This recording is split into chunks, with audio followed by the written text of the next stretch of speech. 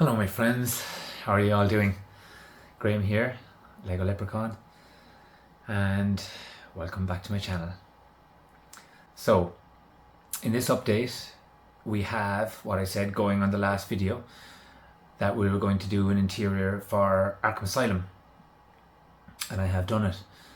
But a few reasons as to why it actually took nearly a month, maybe three and a half weeks to get this video up and out. One, I've been out of the game of building for a while, and the creativeness was there, but the building part of it took a bit. It's 18 months since I actually, put brick on brick, and I have to say, I definitely struggled a bit. So it took me a while to kind of get creative again and physically start building. That's one reason.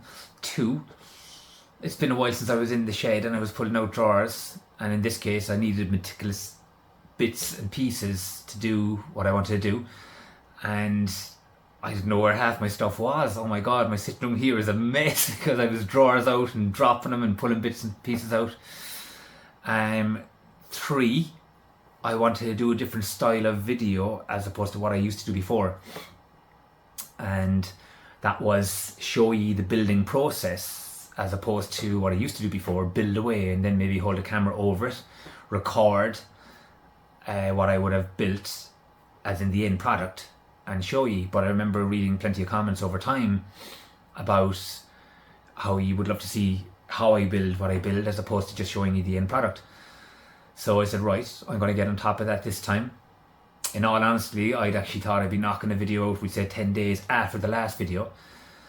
But no, it took a while. In this case, I was building. I got the hang of the building. But I wasn't recording what I was building live because it was just taking ages between finding pieces and putting it together, seeing what would work, what wouldn't work. And in this case, I didn't put the camera on while I built.